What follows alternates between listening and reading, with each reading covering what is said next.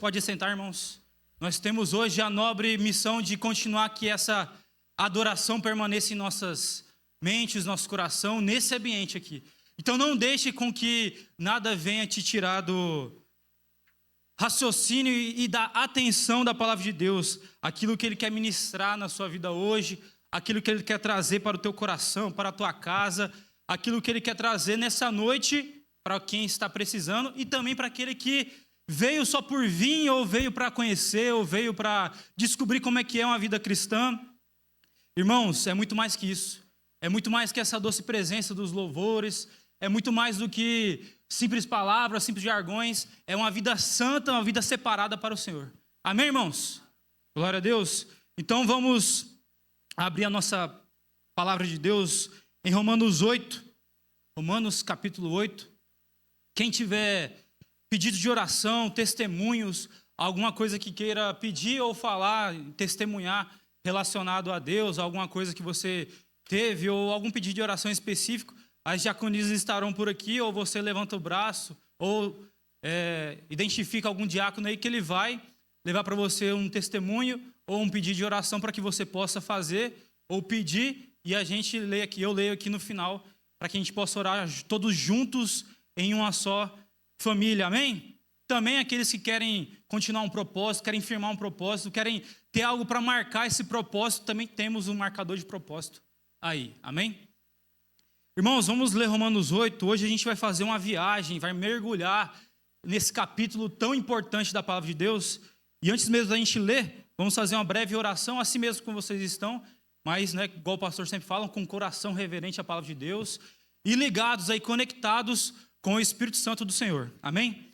Pai, em nome de Jesus, que o Senhor venha transbordar em nós, Pai, aquilo que o Senhor tem hoje para a tua igreja, Pai, e que em nome de Jesus a sua palavra seja viva, Pai, sua palavra seja eficaz, e que em nome de Jesus o nosso coração, a nossa mente seja conectada contigo, Pai, e que aquilo que está na tua palavra, Pai, venha superabundar as nossas vidas, e que a gente venha entender e colocar em prática, Pai, aquilo que o Senhor quer para nós, Pai. Nós te pedimos, meu Deus, que o Senhor blinde o nosso coração, blinde a nossa mente, Pai, blinde essa casa de oração daquilo que vem afastar o Senhor das nossas mentes, e que o Senhor seja exaltado para todo sempre, amém e amém.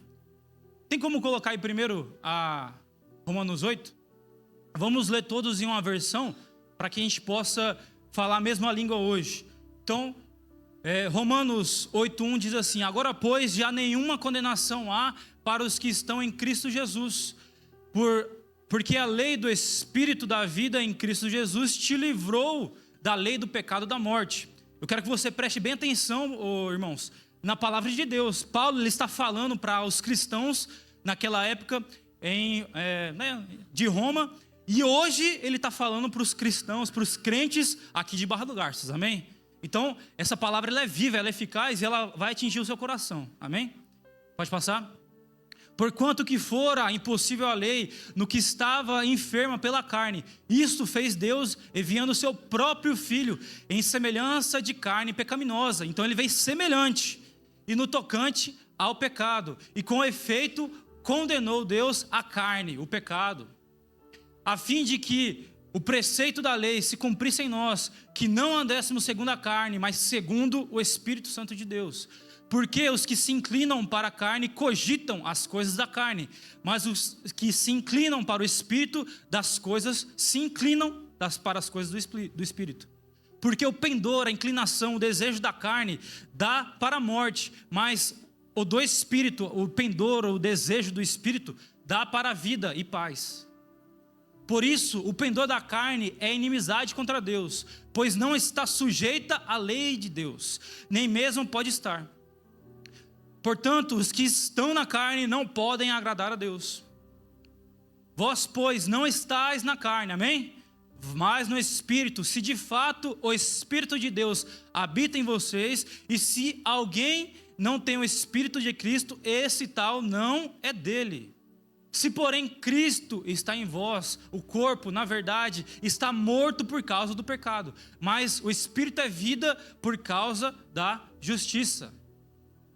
Se habita em nós o Espírito daquele que ressuscitou a Jesus dentre os mortos, esse mesmo que ressuscitou a Cristo Jesus dentre os mortos, vivificará também o vosso corpo mortal, por meio do seu Espírito que em vós habita. Assim, pois, irmãos, somos devedores, não à carne como se constrangidos, a viver segundo a carne.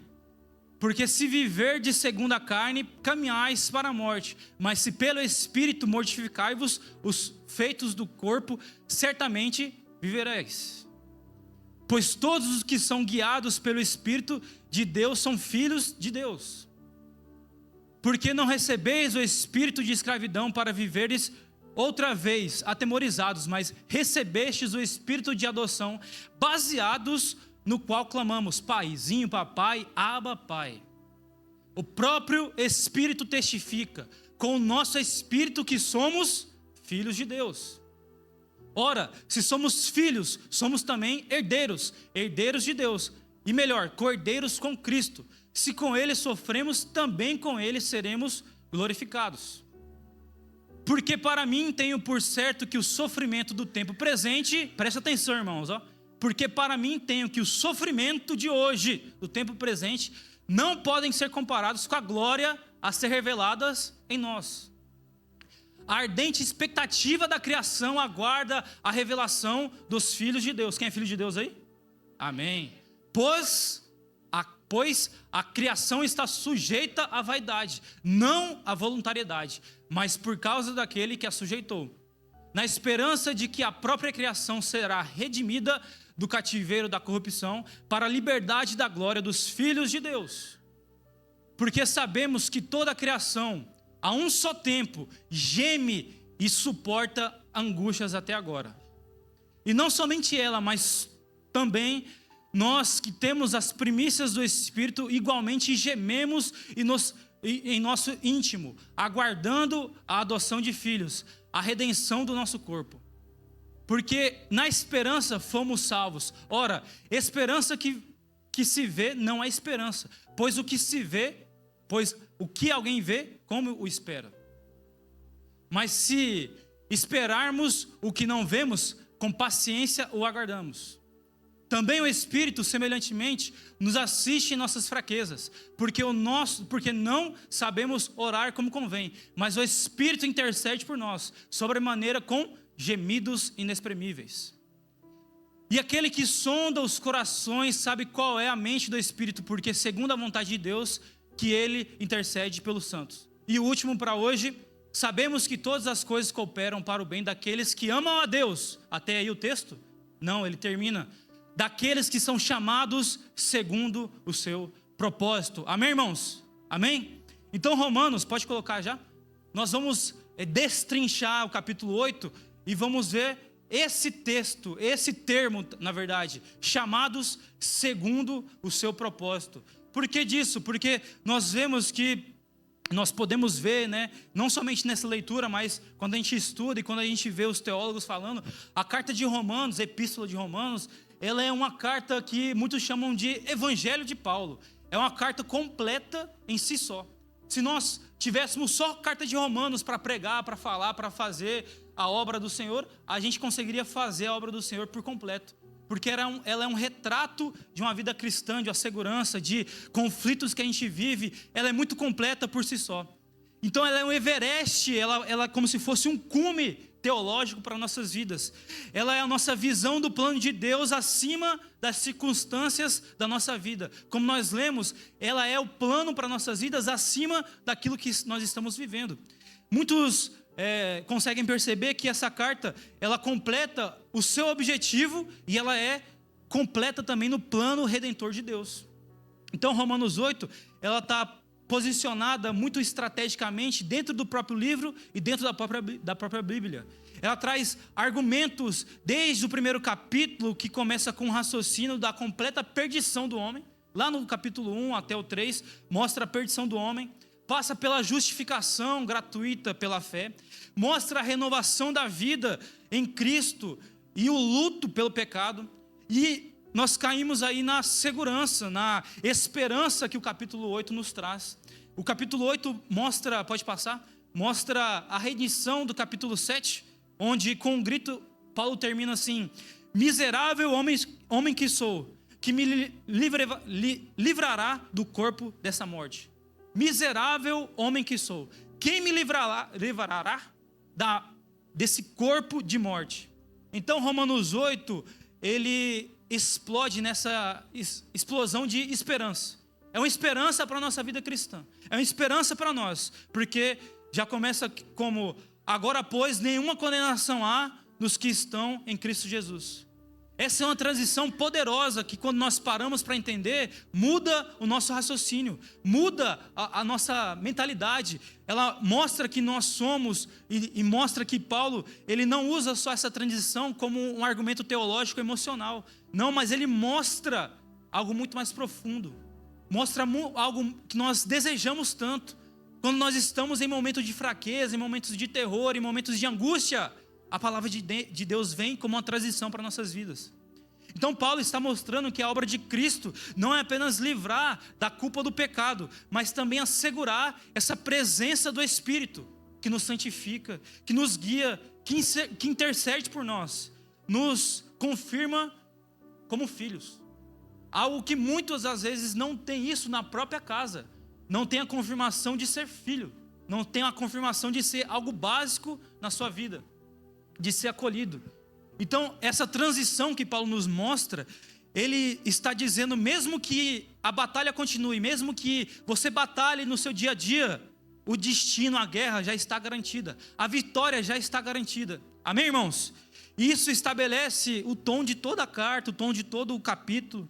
E assim Paulo, ele afirma, ele pode afirmar com ousadia: sabemos que todas as coisas cooperam para o bem.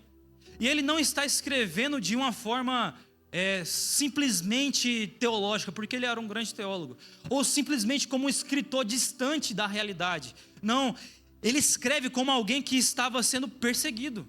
Se a gente for ver a história de Paulo, ele escreve essa carta em um momento que ele estava sendo perseguido, em um momento que ele estava sendo preso, onde ele já tinha sido apedrejado e iria ser apedrejado ainda, onde ele estava sendo rejeitado, ou que ele iria ser rejeitado, e ainda assim ele vê propósito nisso tudo. Ainda assim, nessas situações de terror, nessas situações de angústia, nessas situações onde qualquer um de nós poderíamos ter a capacidade moral de falar: não, eu não consigo, eu vou desistir. Mas Paulo não, Paulo é diferente. Ele consegue ver o seu propósito soberano em tudo isso. O propósito somente dele? Não, o propósito de Deus na vida dele. Então ele sabe bem que não é pelas circunstâncias em si. Ele sabe bem que é algo eterno. E é ser moldado. O que é esse algo eterno? É ser moldado por Cristo, seja ela a circunstância que for. Então, nesse sofrimento e tudo isso, não é um sinal do abandono divino. O que Paulo estava sofrendo, vamos dizer assim, não era um sinal do abandono divino. Quando você está sofrendo, quando eu estou em uma situação ruim, quando nós estamos passando por uma situação complicada, não significa um abandono divino. Não significa que nós estamos afastados de Deus. Mas nós conseguimos entender que faz parte do processo da transformação. Faz parte do processo das nossas vidas. E quando nós entendemos isso, muda todo o nosso entendimento. Muda toda a nossa realidade, porque dá sentido à dor, dá sentido e dá valor ao silêncio de Deus. Quando nós voltamos até a presença do Senhor, quando nós escutamos a voz do Senhor, quando nós entendemos o que é a voz do Senhor, se torna um valor totalmente diferente em nossas vidas. Então, nós vemos a direção na nossa caminhada, nós vemos a luz na nossa caminhada. Então, por isso que Romanos 8, 28, onde a gente vai mais entrar e focar, não é um versículo de autoajuda, não é um refrão de otimismo genérico, não é um argumento de PNL. Alguém sabe o que é PNL? Alguém sabe? Não é um argumento de PNL. Por quê? Não é um discurso puramente de pessoas do nosso tempo, de professores, coaches, de pessoas que são sábias nos seus ensinamentos. Não. Nós vemos que isso daí, que Romanos 8, 28, é uma âncora espiritual para nós. Homens, mulheres que muitas vezes estão com os corações aflitos, que não conseguimos alinhar nossos propósitos com os propósitos de Deus. Então, ele está trabalhando quando às vezes a gente acha que ele está em silêncio. Quando nós estamos, às vezes, não entendendo o propósito, ele está agindo, ele está em ação. Amém, irmãos? Jonathan Edwards dizia que Deus ordena tudo o que acontece, inclusive o mal, sem ser propriamente dito o autor do mal em nossas vidas.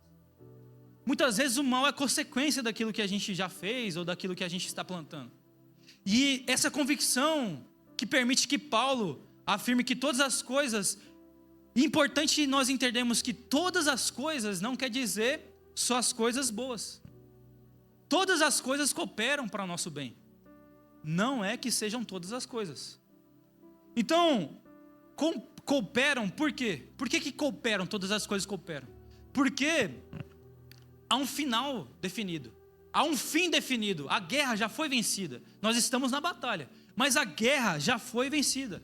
O nosso bem eterno já foi estabelecido. Que é Cristo em nós. Amém, irmãos? E essa verdade, quando nós entendemos, transforma todo o modo como nós encaramos o sofrimento, a espera, a angústia, até mesmo o silêncio de Deus. Quando nós, às vezes, estamos buscando algo e não ouvimos nada de Deus, nós entendemos quando nós entendemos essa palavra.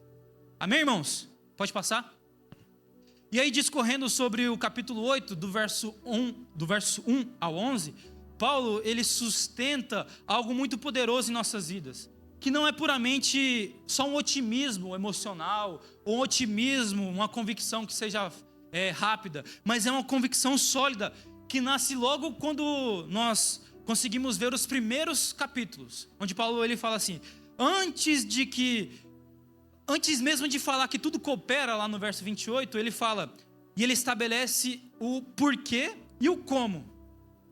Ele estabelece o porquê, o agora, é Cristo em nós. Não há mais condenação, porque Cristo está em nós. Nós estamos em Cristo. Ele já estabelece o como e o porquê. Nós vivemos agora segundo o Espírito Santo, e não mais segundo a carne. Nós não vivemos mais segundo os nossos desejos, mas vivemos segundo os desejos da carne, do Espírito. Amém, irmãos? Nós vivemos segundo o que a palavra de Deus diz, não segundo o que o nosso coração diz. Então, o pendor, a inclinação, a vontade, o destino, o que a carne, como diz Paulo, traz para nós é a morte. O pecado, qual é o salário? Qual é o fim do pecado? É a morte. Então, o pendor do Espírito é totalmente contrário. É a vida, é a paz. A inclinação do Espírito, a vontade do Espírito para nossas vidas, aquilo que o Espírito deseja para nós é uma vida em Deus, uma vida com Deus e uma paz com Deus. Como que nós adquirimos a paz com Deus? Quando estamos em Cristo Jesus. Amém, irmãos? Então isso não é apenas uma escolha subjetiva ou um mero supor de vidas, um estágio da vida, não. Isso é uma consequência dos nossos atos, isso é uma consequência das nossas escolhas, da nossa nova natureza, da nossa nova vida, das nossas novas ações, do nosso novo jeito de falar, do nosso novo jeito de conviver, do nosso novo jeito de agir. Quando nós vivemos nessa nova vida com Cristo, nós mostramos um coração, uma mente, um desejo renovado, um desejo, um coração, uma mente regenerada pelo Espírito Santo de Deus. Amém, irmãos? Um ser que passou de uma condenação que era a morte, para um ser que passou para uma condenação que é vida, uma vida eterna com Cristo. Amém, irmãos? É isso que nós temos garantido com Cristo Jesus. Que todas as coisas cooperam para o bem daqueles que amam a Deus. E todas as coisas cooperam para um fim eterno. Um fim que nós já temos garantido em Cristo Jesus. Então o Espírito que habita em nós muda a nossa direção, muda o nosso desejo, muda nossas ações, muda nossas vontades, muda o nosso destino eterno. Amém, irmãos? Esse pendor do Espírito é o que nos habilita a viver dentro do propósito eterno de Deus.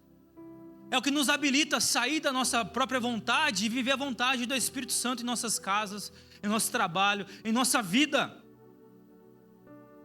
Nós vemos uma lógica perfeita em todo o texto. Nós somos libertos da condenação. Somos habitados pelo Espírito, guiados para a vida e paz.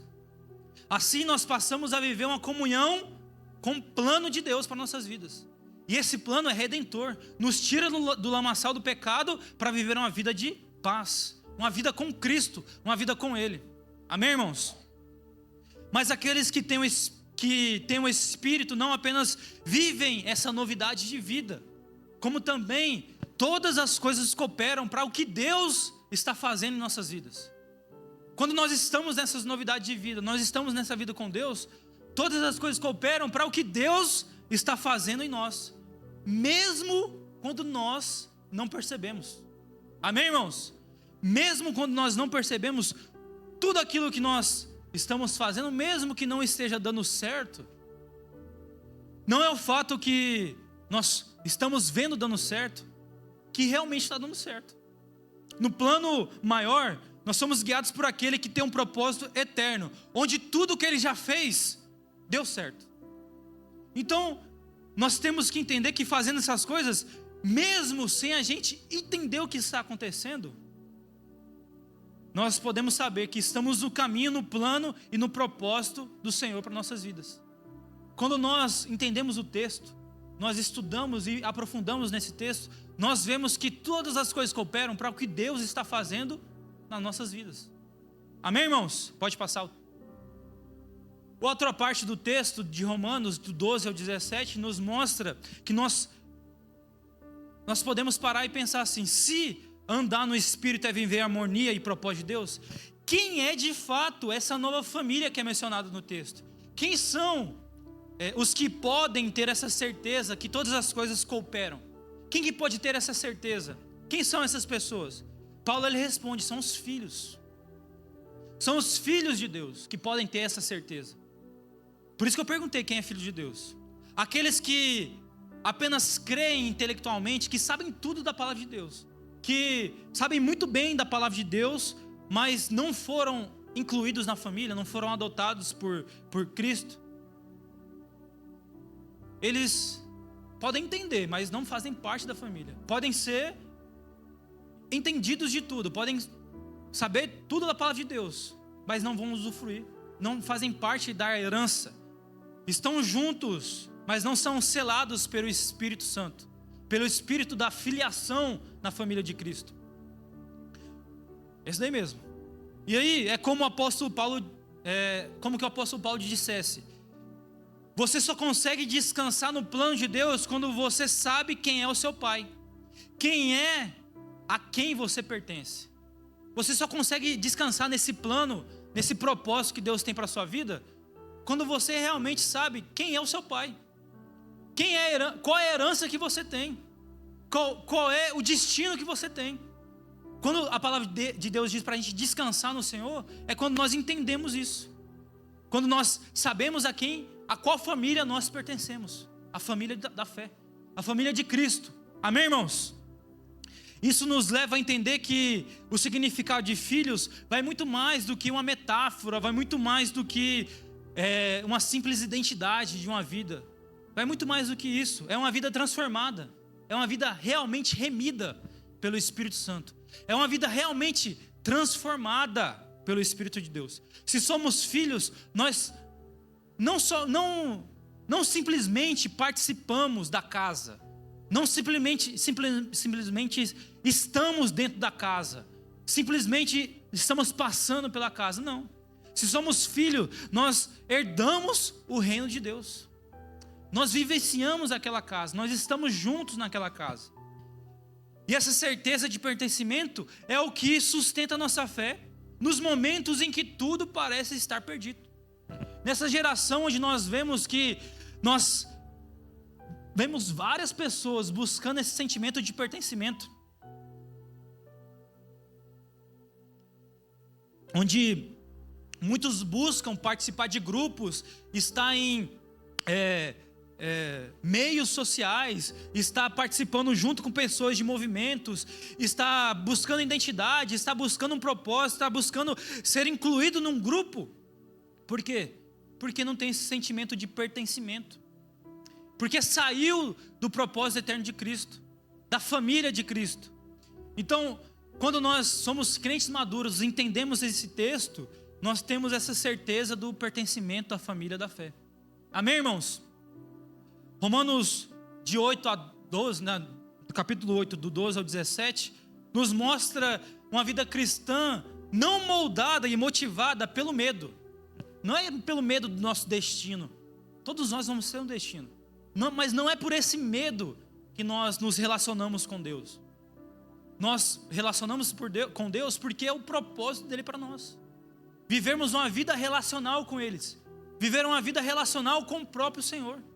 Ele se fez carne, se fez semelhante ao pecado para poder viver uma vida junto conosco. Para que nós pudéssemos ter essa oportunidade de viver uma vida próxima a esse Deus eterno, a esse Deus maravilhoso. Amém, irmãos? Então o Espírito, ele não nos escraviza com temor, mas testifica que somos filhos de Deus, que somos cordeiros com Cristo, que é o melhor para nossas vidas. Sermos cordeiros do reino de Deus com Cristo.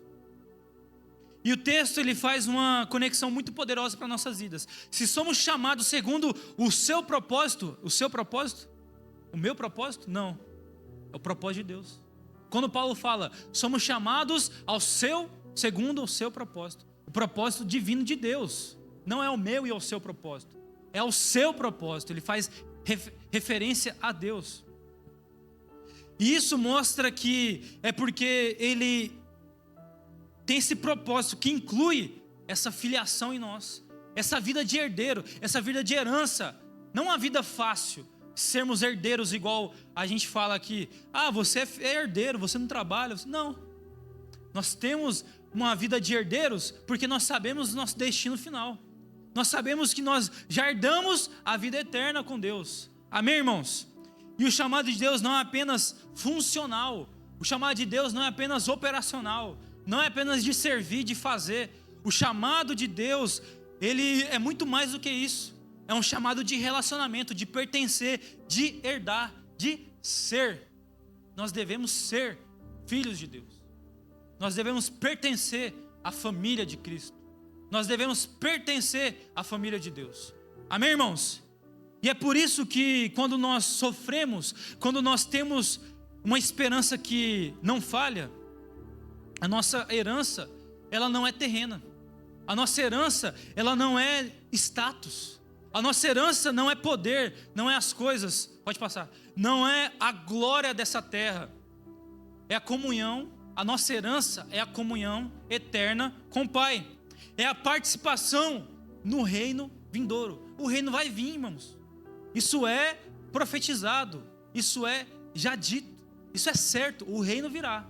Para onde eu e você vamos? É isso que nós estamos buscando, essa herança com Cristo para nossas vidas. Amém? Então, quando todas as coisas cooperam, elas não cooperam para aquilo que nós temos basicamente e simplesmente aqui na terra. Uma vida confortável ou objetivos que são pequenos, que são temporários aqui da terra. Mas quando todas as coisas cooperam, é para um objetivo muito maior. Um objetivo eterno para nossas vidas.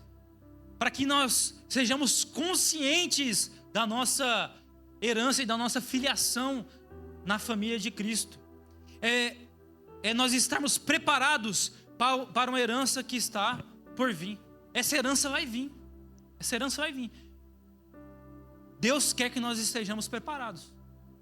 Assim como um pai ou um grande empresário que prepara o seu filho, ou que prepara o maior vasto de ensinamento aqui da terra, coloca nas melhores escolas, melhores faculdades, mostra o dia a dia da empresa, mostra como funciona, mostra tudo. Deus ele também nos mostra, nos deu um manual para que a gente possa seguir. Deu o exemplo que é Jesus para nossas vidas. Até hoje traz pessoas de Deus para trazer palavras para nós, para que a gente possa seguir um caminho e estar preparados para essa herança. Basta a gente estar preparados. Nós precisamos estar preparados para esse destino eterno que vai chegar para a gente. Que vai chegar para nós uma hora ou outra. Esse destino eterno, esse propósito eterno, vai chegar em nossas vidas. Você quer cumprir só o seu propósito aqui na terra? Quer ter uma casa boa, um carro, ser bem sucedido? Amém. Glória a Deus por isso. Você vai ser, amém, irmãos? Você vai ser bem sucedido, vai ter sua casa, seu carro, vai ter muita coisa aqui na terra. Mas que o nosso objetivo eterno seja cumprido também. Não que nós tenhamos só objetivos aqui na terra. Não que nossos objetivos acabem aqui na terra. Que nosso objetivo principal seja a volta de Jesus. Amém, irmãos? E isso é viver segundo o propósito de Deus. Não apenas para ser usado por Ele e para Ele. Ou simplesmente usar as bênçãos e a funcionalidade da casa de Deus. Eu não quero simplesmente chegar no julgamento final e falar, olha, eu fiz tudo, Deus, eu trouxe várias pessoas aqui e tudo isso, obra de Deus, ação social e tudo isso, mas Ele falar, olha, eu não conheço não, viu? Não te conheço não, você não faz parte da minha família, não vai entrar comigo na alegria do teu Senhor. A nossa angústia, o nosso anseio deve ser reconhecido por Ele, como os filhos amados e herdeiros eternos dessa promessa. Amém, irmãos? Já no verso 26 a 30, já entrando na ravina do texto, na onde a gente quer entrar no verso 28, se nós somos filhos, se nós temos acesso a esse Pai, o que fazer quando as forças faltam? Nós somos de carne, amém? Alguém aí é um robô já. Nós somos de carne, nós somos pessoas, nós temos momentos de falha, nós temos momentos de fraqueza espiritual, fraqueza corporal mesmo. O que sustenta o nosso relacionamento quando nossa alma está em silêncio, quando nosso espírito não vai? Ou a nossa dor é tão profunda que nós sequer conseguimos articular palavras. Nós estamos, às vezes, em uma dor tão profunda, tão densa, tão trágica, tão terrível, que nós não conseguimos nem orar. Nós não conseguimos nem chegar próximo de Deus. Não nos achamos nem dignos de chegar próximo de Deus para falar alguma coisa, de orar, de clamar. Ou simplesmente não conseguimos. O que nós fazemos, né? Qual é a nossa atitude? Paulo, ele sabe que a filiação, que estar na família de Deus, não elimina essa fraqueza. Ele fala isso nos versos de 26 a 30. Ele expõe essa dependência nossa da graça divina. Ele expõe nessa parte que nós somos falhos, nós somos fracos, e que nós precisamos, principalmente nesses momentos, estar alinhados com Deus, e saber o que acontece no mundo e no mundo espiritual. Quando nós estamos nesses momentos de angústia, é por isso que nós levamos agora para um ponto mais íntimo e mais consolador. A intercessão do Espírito. Nós temos que ter essa intercessão do Espírito em nossas vidas e ter consciência dessa intercessão do Espírito em nossas vidas. A mesma presença divina que testifica que somos filhos, no texto vem e mostra que é ela que ora por nós. Essa intercessão do Espírito que nos carrega a presença de Deus. Quando nós estamos vazios de palavra, quando nós estamos cheios de angústia, de dor, de sofrimento, quando nós não conseguimos expressar palavras. Esse Espírito, essa proximidade com o Espírito Santo que nos carrega a presença de Deus. Essa proximidade com o Espírito Santo de Deus que nos leva a sermos acolhidos por Deus. O Espírito não apenas habita em nós, mas Ele participa conosco da nossa dor. Ele está conosco nas nossas fraquezas e Ele alinha perfeitamente a vontade do Pai, a nossa vontade. Quando nosso coração está nessa angústia, quando nosso coração está nesse temor, nessa fraqueza, a vontade do Pai entra em nós pela intercessão do Espírito Santo. Por essa vontade do Consolador. É o Consolador agindo em nós. É aquilo que Deus disse: eu os darei o Consolador. Amém, irmãos? Então, isso faz parte do propósito. Não fomos chamados apenas para realizar, mas para depender do Espírito Santo. nós não estamos aqui só para realizar maravilhas através do Espírito Santo. Nós estamos aqui para depender do Espírito Santo também em nossas vidas. Então, não apenas servir ou fazer, nós devemos ser consolados no mais profundo do nosso ser. Quando você achar que não tem mais para onde correr, que essa dor não tem como substituir essa dor, Jesus já venceu esse mundo, já venceu essa dor, ou a dor maior do que Jesus passou, ou a dor maior do que foi Deus, do que foi Cristo naquela cruz. Então, quando Paulo diz que todas as coisas cooperam para o bem dos que são chamados segundo o seu propósito, ele está incluindo essa afirmação, né? A própria obra do Espírito e nos carregar nesses dias onde a gente parece estar lá no vale da sombra e da morte. Quando nós parecemos estar nesse lugar, é o Espírito Santo que nos carrega, não é nossas forças, não é a minha força, não é a sua força, não é o pastor. O que te carrega é o Espírito Santo, é Jesus, é a obra redentora de Cristo. Amém, irmãos? Paulo, é como se ele dissesse, mesmo quando você não está conseguindo cooperar, o Espírito está.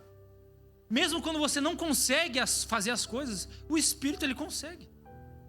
Jesus ele consegue. Mesmo quando você não sabe como orar, ele ora. Mesmo quando você não enxerga a saída, ele está trabalhando e mostrando o caminho para você. E os seus anseios, tudo isso é um propósito eterno de Deus. Até mesmo esse momento do vale da sombra da morte, ele está dentro do plano redentor de Deus. Basta nós entendermos que o objetivo final vai ser cumprido. Amém, irmãos? Ele garante, e isso, garante que o chamado de Deus seja eficaz. Porque nós não dependemos da nossa força, mas da obra contínua do Espírito que nos justifica e testifica continuamente. Amém, irmãos? Então, quando nós entendemos que esse agir do Espírito Santo, esse agir de Deus em nossas vidas, não é meramente uma ajuda técnica, ele não está ali só para te ajudar por ajudar, mas é uma expressão do próprio amor de Deus para nós. Olha esse amor tão grande de Deus para nós, que até mesmo em momentos onde a gente deveria mais buscar Ele, onde a gente deveria mais levar a nossa adoração a Ele, onde a gente deveria mais clamar, e a gente não tem força, Ele mesmo nos ajuda, Ele mesmo opera em nós, e Ele mesmo nos leva a uma oração que é aceita por Ele. Olha a expressão máxima do amor de Deus, que não nos abandona, nem mesmo quando nós estamos em silêncio. Amém, irmãos? Amém? Estão entendendo até aí?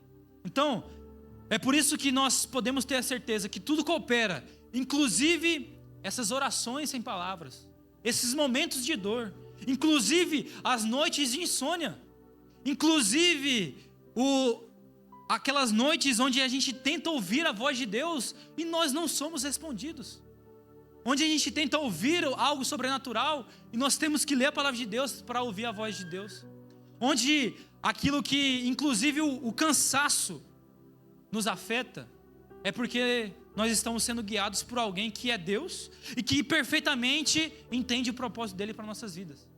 Quando nós entendemos que tudo isso coopera para um bem maior, nós entendemos isso, que tudo coopera perfeitamente para um propósito que ele está colocando em nossas vidas. Amém, irmãos? Então, entrando agora mais efetivamente em Romanos 8, 28, o Espírito Santo intercede por nós de forma tão íntima que ele geme conosco. O texto diz que ele geme conosco. Então a pergunta é, para onde tudo isso nos leva? Para onde tudo isso vai nos levar? Qual é o destino final disso tudo? Paulo, ele responde com uma das afirmações mais poderosas, que é esse texto. Sabemos que todas as coisas cooperam para o bem daqueles que amam a Deus, daqueles que são chamados segundo o seu propósito. Aqui ele não apenas oferece uma ativação, um alívio, algo emocional. Ele fundamenta a nossa confiança, a nossa fé em um propósito eterno e pessoal, cada um de nós, em um propósito para Deus, e por Deus, e com Deus. A intercessão do Espírito nos leva até esse ponto de certeza. É esse ponto que a gente pode declarar, nada é desperdiçado, nada, tudo está sendo conduzido por Deus. Mesmo quando tudo parece confuso, caótico, doloroso ou injusto, tudo isso, nada é desperdiçado. Quer um exemplo? Além de Jesus e Jó. Quer outro exemplo? Daniel. Quer outro exemplo? Abraão. Quer outro exemplo? Isaac. Quer outro exemplo? É só ler a palavra de Deus. Todos os personagens bíblicos, toda a história da palavra de Deus, tem personagens onde tiveram sofrimentos, o próprio povo de Israel, sofrimentos angustiantes, sofrimentos que muitas pessoas não conseguiriam suportar. Mas muitos perceberam que estava dentro do propósito de Deus. Nada era desperdiçado, nada era por acaso. Romanos 8:28 é um texto que exige de nós uma reverência e uma profundidade. A gente precisa entender textos assim, porque o bem que Paulo fala não é o bem que nós limitadamente desejamos para nós, superficialmente desejamos para nós. Um sucesso terreno, um conforto, bens, status, respostas rápidas para nossas dúvidas e questionamentos, mas é um bem supremo, é um bem eterno a sermos conformados e transformados à imagem de Cristo. Nós nos transformamos constantemente na imagem de Cristo em nossas vidas, quando nós entendemos qual é e o que é esse bem para nós, quando tudo coopera para o nosso bem.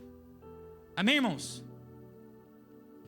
O ponto de partida de segurança do crente não é o nosso esforço ou nossa iniciativa, mas é a iniciativa de Deus. É a iniciativa do seu propósito, não do seu propósito, não do meu propósito.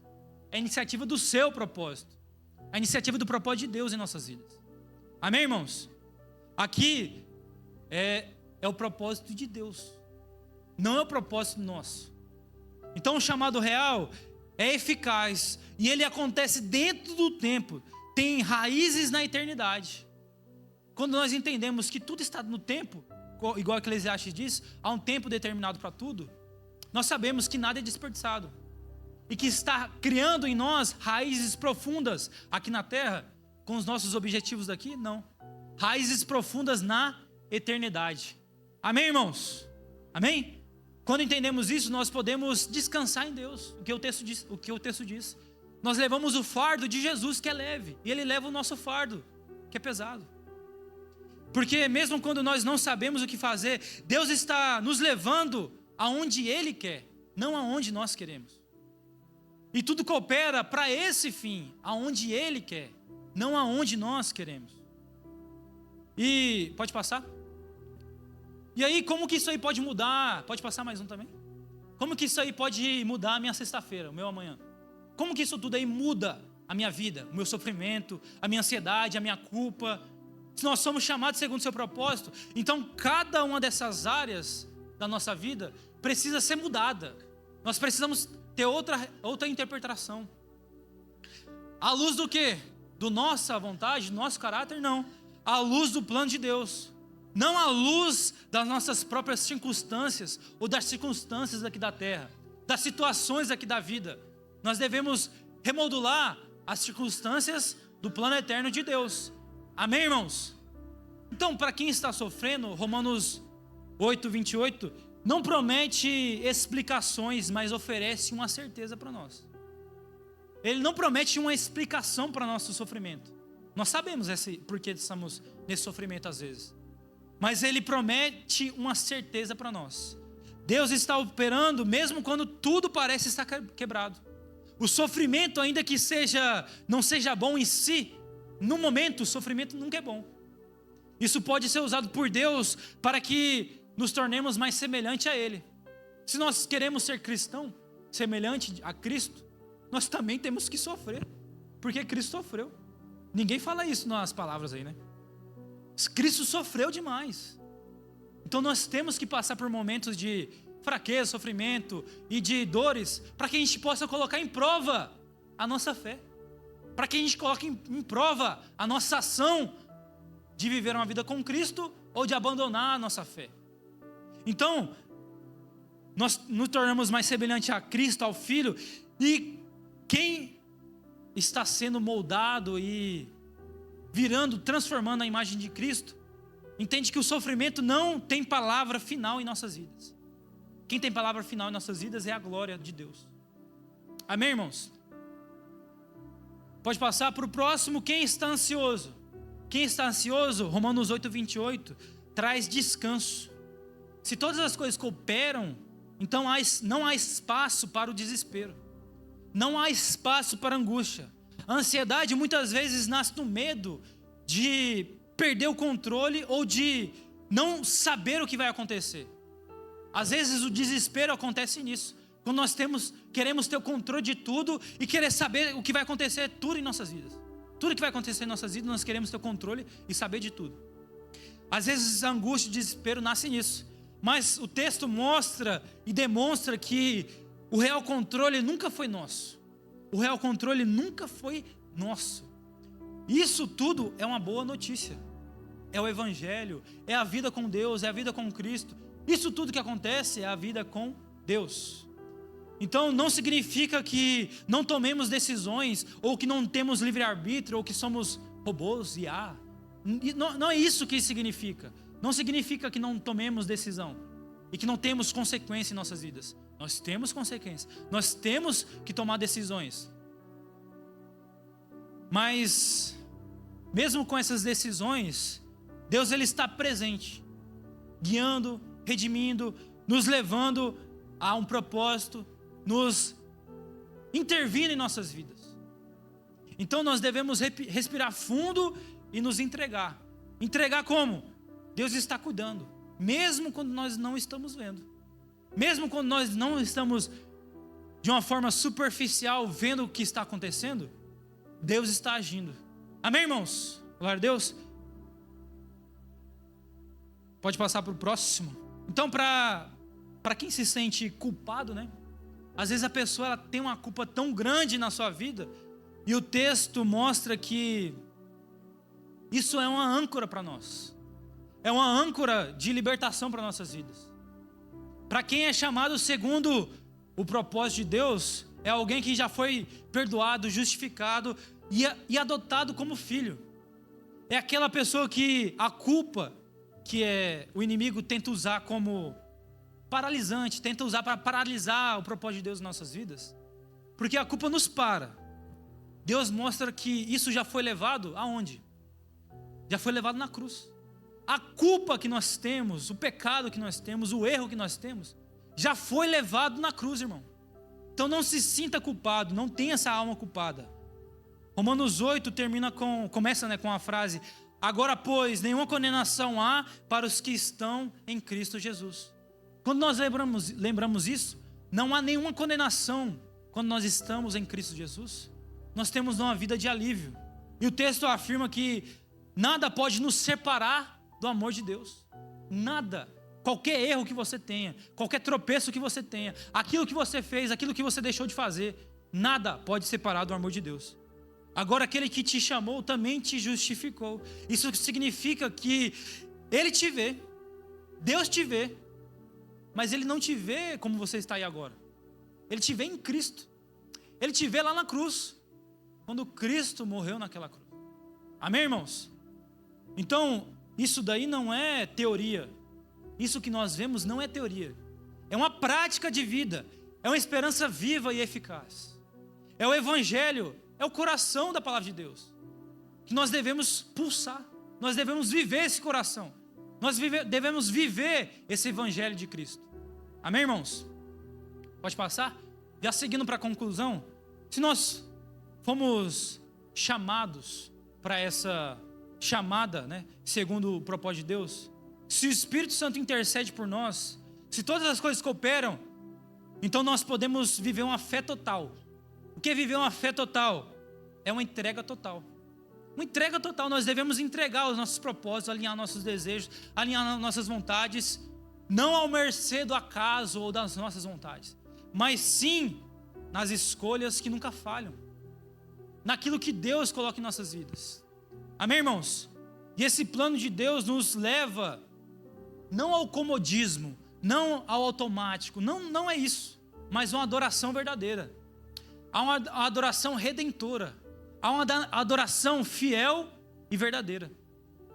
Nós sabemos que somos chamados segundo o seu propósito, nos liberta da ansiedade, do controle das nossas vidas, e nos chama a viver em santidade.